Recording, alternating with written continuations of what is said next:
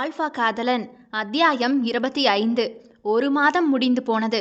அன்று உன்மேல் உணர்வு வரவில்லை என்று இவள் பிடித்த அடம் இன்று அவன் பிடிக்கிறான். அசைவேனா என்று தூணாக மனநிலையை மாற்றிக்கொண்டிருப்பவனை எப்படி இலக வைக்க என்று இவளுக்குத்தான் புரியாத புதிராகவே இருந்தது.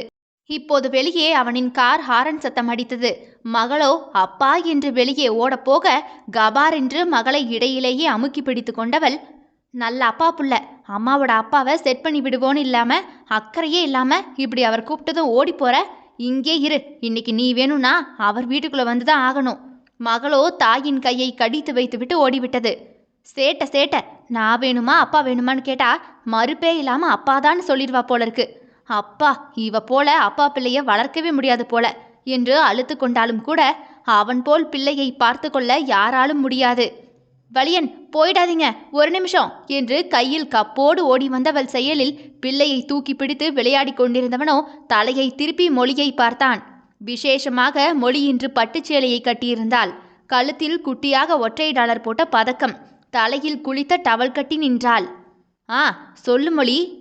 பால் பாயாசம் போட்டிருக்கேன், இந்தாங்க என்று மறுக்காமல் வாங்கி அதை ஸ்பூன் கொண்டு குடிக்க ஆரம்பித்தான். மகளுக்கும் கொடுக்க தவறவில்லை. அவனின் முகத்தில் காதல் வருமா என அந்த பழுப்பு கண்களை பார்த்து ஏமாந்து போவதில்தான் எத்தனை வலி. தினமும் அந்த கண்களை ஏக்கமாக பார்த்து வைக்கிறாள். ஒரு முறை அதில் மறுபடி காதலை பார்த்துவிட மாட்டோமா என்று ஏங்க வைக்கிறான். இன்னைக்கு என்னோட பிறந்த நாள் என்றதுமே குடித்து கொண்டிருந்தவன் ஆச்சரியமாகவே அவளை திரும்பி பார்த்துவிட்டு, அப்படியா, சாரி, மறந்து போயிட்டேன், ஹாப்பி பர்த்டே மொழி.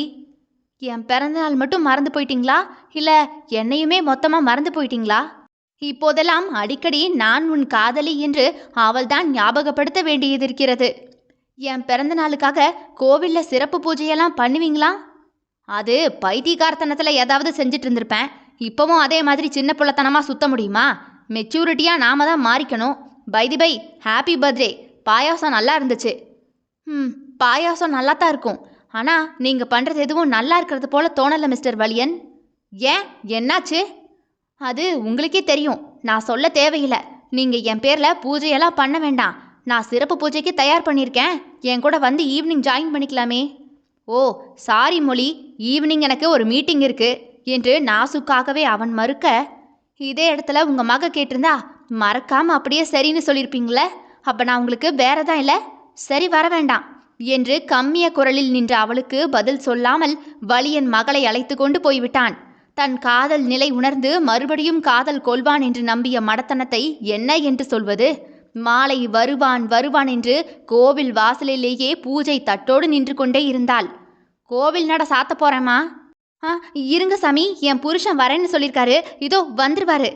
மணி 10 போச்சுமா, இன்னும் 10 நிமிஷம்தான் இருப்பேன் என்று அவர் சொல்லி போக வலியனுக்கு போனை போட்டாள். மகளின் குரல்தான் வந்தது. நச்சு, அப்பா எங்க? அப்பா பாப்பாவுக்கு இட்லி அவிக்கிறாரு. வீட்டில் தான் இருக்கீங்களா? அப்பா வீட்டில். அவ்வளவு கேட்ட பின்னாடியும் வரலல்ல என்ற வழி அவளுக்கு வராமல் இருக்குமா என்ன? அப்ப உண்மையாவே நான் வேண்டாமா இவருக்கு? மக மட்டும் போதுமா? பேச்சுக்காக நான் வேண்டான்னு சொல்றாருன்னு நினைச்சேன். ஆனால் அவர் பார்வை, நடத்த இதெல்லாம் இப்போ எனக்கே பயம் கொடுக்குது. அருகருகே தனித்தனியாக வாழ்வதெல்லாம் இன்பம் இல்லை என்பதை சில நாட்களாகவே அவள் உணர்ந்து கொண்டாள். உன்னை பார்த்து கொண்டே வாழ்ந்தால் மட்டும் போதும் என்று அவனால் எப்படித்தான் வாழ முடிந்ததோ? என்னால் முடியவில்லையே. அதுவும் அவள் காதல் பிள்ளை விஷயமெல்லாம் தெரிந்த பிறகும் கூட, காதலை தருவான் என்று நம்பி ஏமாந்து போன பிறகு ஒவ்வொரு நாளும் அவன் அருகே நிற்பது, அவனை சாதாரணமாக பார்ப்பது கூட அவளுக்கு கடினமாக இருக்கிறது. தனக்கு பிடித்தவன், மனம் நிறைந்த ஒருவன் தன் எதிரே நிற்க அவனை ரசிக்காமல் எப்படி கடக்க? அவனால் முடிந்தது, ஆனால் அவளால் முடியவில்லையே. யோசனையிலேயே பைக்கை ஓட்டிக்கொண்டு வலியனின் வீட்டை நோக்கி வந்து கொண்டிருந்தவள் யாரோ அழைக்கும் குரலில் பைக்கை நிப்பாட்ட, வலியன் வழக்கமாக போகும் அனாதை இல்ல மேனேஜர். மேடம், ஒரு நிமிஷம். என்ன சார்? வலியன் வீட்டுக்கா போறீங்க? ஆமாம் சார், பாப்பா அங்கே இருக்கா, கூட்டிகிட்டு போக போகிறேன். அப்பாடா, நானும் அவ்வளவு தூரம் போகணுமேனு நினச்சிட்டு வந்தேன் மேடம். நல்ல வேலையாக நீங்கள் வந்துட்டீங்க. இதில் 5000 ரூபாய் பணம் இருக்குது. மோகன் கொடுத்தாருன்னு வலியன் சார்கிட்ட கொடுக்க முடியுமா? கொடுங்க. என்ன பணம் எல்லாம்? இல்லை மேடம், இன்னைக்கு யாருக்கோ பிறந்த நாள்னு அங்கே உள்ள பிள்ளைங்களுக்கு எல்லாருக்கும் சாப்பாடு துணிமணி எல்லாம் கொண்டு வந்து கொடுத்துட்டு போனார். நைட்டு சாப்பாட்டுக்கும் காசு தந்தார் தான். அதான் மீதி பணத்தை சார்கிட்ட கொடுத்துட்டு போக வந்தேன் என்று அந்த நபர் பேசியதுமே எதுவுமே அவள் காதில் கேட்டது போன்றே இல்லை. ஹை, என் பிறந்தநாள் அவர் மறக்கலையா? ரெக்கை கட்டி அவள் பைக் பறந்தது. அதானே, என் பிறந்தநாள அவர் எப்படி மறப்பாரு? என்ன மறந்தா அந்த காதலையே மறந்த மாதிரியாச்சே. எனக்காகவே தான் இன்னும் அவர் வாழ்றாரு. இது போதுமே. மொழி சந்தோஷ மிகுதியில் எதிரே வந்த வண்டியை பார்க்க தவறிவிட வலியன் என்ற அவளுடைய கதறலோடு போய் கீழே விழுந்தாள் மொழி. மொழி என்று உடைந்து போய் நின்றான். அவனுக்கு உயிர் போனாலும் வலிக்காது, ஆனால் அவளுக்கு நகம் போனாலும் அவனுக்கு வலிக்குமே. நல்ல வேலை சார், முகம் குப்புற விழல, தலையில அடிபடல, கையில தான் அடிபட்டிருக்கு. வேர்க்க விறுவிறுக்க அவளுக்கு ஆக்சிடென்ட் என்று கேள்விப்பட்டதுமே வலியன் ஓடி வந்து நின்றிருந்தான். அவளுக்கு ஒன்றுமில்லை என்று அறிந்த பின்புதான் அவனுக்கு மூச்சு காற்றே இதயத்திற்கு உள்ளே போனது. பார்க்கலாமா? கதவை திறந்து கொண்டு உள்ளே போக வலது கையில் கட்டை போட்டு மொழி படுக்க வைக்கப்பட்டிருந்தாள். மேடம், வலி சார் வந்திருக்காரு. என்று வலியோடு கண்களை திறந்த அவளை பார்த்தவனை கண்டதும் தான் அவளுக்கு வலி கூடியது போல ஒரு உணர்வு. விழுந்த வேகத்தில் எலும்பி கையை காலை உதறி அவளேதான் ஆட்டோவில் ஏறி அமர்ந்தது. அப்போது தெரியாத வலியும் வேதனையும் தன்னை நேசிக்கும் ஒருவனை பார்த்த பிறகுதான் பெரிதாக தெரியும் போல. அவன் அணைப்பு உள்ளே புகுந்து கொள்ள ஆசை கொண்டாள். பார்த்து போயிருக்க கூடாதா மொழி? நல்ல வேலை, கையோட போச்சு. அப்படி என்ன அவசரம்? சாதாரணமாக இருக்க முயற்சி செய்தான். அது அவளுக்கு புரிந்தது. அவன் கை இன்னுமே நடுங்கிக் கொண்டிருந்தது. நேரம் ஆகிருச்சுன்னு கொஞ்சம் வேகமா வந்துட்டேன். நேரம் ஆனா பாப்பா இங்க படுக்க போறா, அதுக்கு இவ்வளவு அவசரமா வந்து விழுந்து வாரி வைக்கணுமா? அவளை மேலிருந்து கீழ் வரை பார்த்தான். கட்டியிருந்த சேலை வேறு கிழிந்திருந்தது. கரண்டை கால் பக்கம் கவனிக்கப்படாத ஒரு கீறல். இதுல ஒரு காயம் இருக்கு பாருங்க. அதை காட்டி அதற்கும் மருத்துவம் பார்த்து வைக்க அவன் கண்ணில் துடைக்க துடைக்க கண்ணீர் வந்து கொண்டே இருந்தது.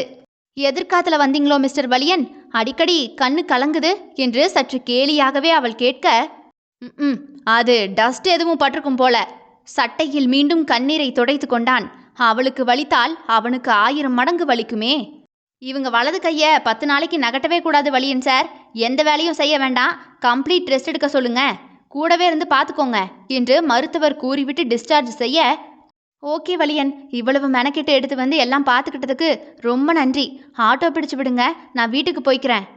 தனியாவா? தடுமாறி போய் அவளை பார்த்தான். அவன் காட்ட விரும்பாத காதலை அசைத்து வெளியே கொண்டு வர இதுதான் தக்க சமயம் என்று அவள் அறிவாள். வேற 4 பேரோடவா போக முடியும்? எனக்கு வேற யார் இருக்கா? தனியா தானே போகணும், நான் பார்த்துக்கிறேன். வேலை செய்யக்கூடாதுன்னு சொல்லியிருக்காங்களே மொழி. டாக்டர் சொல்லுவாங்க தான், அதுக்காக நாம் என்ன செய்ய முடியும்? தனியாக பார்த்துக்க வேண்டியது தான். சமைக்கிற அந்த அக்கா வேற 10 நாள் லீவு, அதான் யோசிக்கிறேன். சரி விடுங்க, அதெல்லாம் பெரிய விஷயமா? ஒத்த கையில் பண்ணி பழகிக்க வேண்டியது தான். பாப்பாவை மட்டும் நீங்கள் வச்சுக்கோங்களேன். ஆட்டோ ஆட்டோ என்று மொழி ஆட்டோவுக்கு கை அசைக்க ஆட்டோ வந்து அவள் முன்னால் நிற்க வலியன் கார் ஆட்டோவை இடிக்காத குறையாக வந்து அவள் அருகே நின்றது. மகளை முன்னிருக்கையில் அமர வைத்திருந்தவன் இறங்கி வந்து பின்கதவை திறந்து, வா வந்து ஏறு என்று அவளை அழைக்க, எங்க? இதுதான் அவன் முதல் முறையாக அவளை வா என்று அழைப்பதே. வீட்டில் கொண்டு போய் விட போறீங்களா? உங்களுக்கு எதுக்கு மிஸ்டர் வலியன் சிரமம்? நான் ஆட்டோவிலேயே போய்க்கிறேனே, நீங்க போங்க என்று அவள் ஆட்டோவை நோக்கி நகர போக, குணமாகிற வரைக்கும் என் வீட்டில் இரு மொழி என்றவன் பேச்சில் ஆனந்தமாக அதிர்ந்து போய் மொழி அவனை பார்க்க, 10 நாளும் என் வீட்டில் இரு, நான் உன்னை பார்த்துக்கிறேன். பிரச்சனை எதுவும் இல்லையே? இல்லை, வா வந்து ஏறு. காலை தூக்கி வைக்கவே முடியல வலியன்.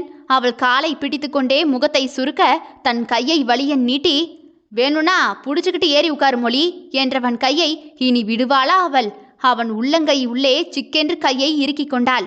பின் சீட்டில் அமர்ந்திருந்த அவளுக்கு நோகாமல் காரை ஓட்டி கொண்டு வந்து தன் வீட்டில் இறங்கிட மகளை ஒரு தோளில் தொங்க போட்டு கொண்ட வலியனோ தயங்கி கையை நீட்டிட அவள் தயக்கம் சிறிதுமின்றி அவன் கைக்குள் வந்து தன்னை இணைத்து கொள்ள இருவர் நடக்க நடக்க அவன் நிழல் மீது அவள் நிழல் விழ நிழல்கள் இரண்டுமே இணைந்தது. நிஜம் எப்போது இணையும்?